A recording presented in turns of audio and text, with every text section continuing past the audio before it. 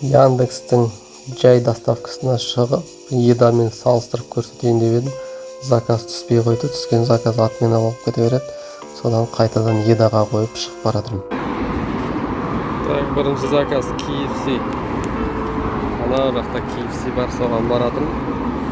KFC всегда статус заказ готов деп қояды, бірақ барсаң дайын емес. Ылғи сондай болады. Бекер жамандаған екен бұл жол. Дайын тұр. Заказын алдық, поехали деп басамыз. Кеттік.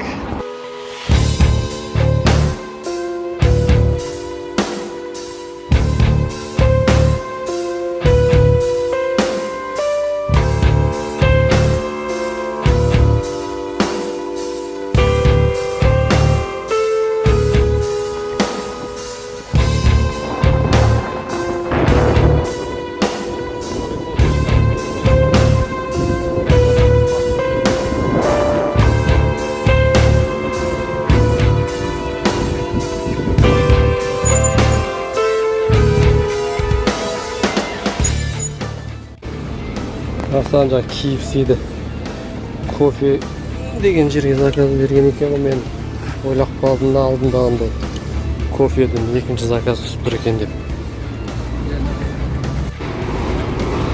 Қазір марафон деген бір функциясы шыққанда күнде 6 заказ орындап отыру керексің.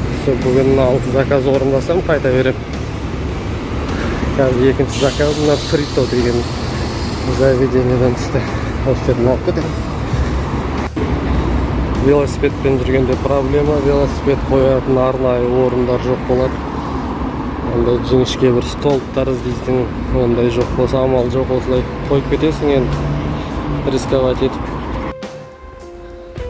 Лезгинка заказать.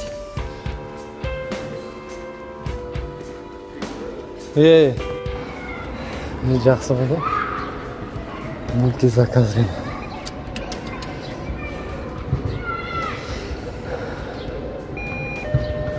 Фритоның жанында сразу кофе бумнан пицца заказ беріпті да. Кофе заказ берді ма деп шошып кетсем, қайта пицца екен ғой. Тек кофені төгіп апарасың. Алдында бір разливный сокты төгіп апарып едім. Оны пиццаны тапсырып шайын деп атсың. Пиццаны және фритоны алып кететін ғой. Содан қайттан заказ тұр. Обратно сояққа бару керек. Мультизаказ деген осылай 2 заказ қатарынан түседі. Осылай түсіп отырған жақсы. Тез-тез тапсырыстарды орындайсың, уақытты үнемдейсің. Және заказдың количествосы көп болады. Және бонусқа бір нәрсеге жұмыс істеген кезде тез-тез орындағанға ыңғайлы да.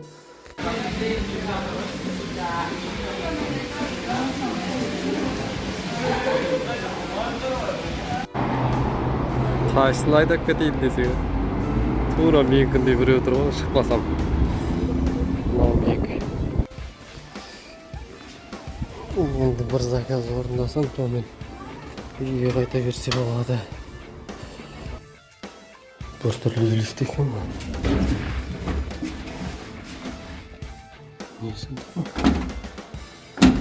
Бірінші этаж бар, үшінші, 5, 7, 9. Басқа этаждар жоқ. Ал бүгінгі планды орындап тастадық. Негізі бонусты алу үшін 6 күн қатарынан шығу керек. Сонда алатын бонустың 4800 теңге. 6 заказды 2 сағаттың ішінде орындаппын.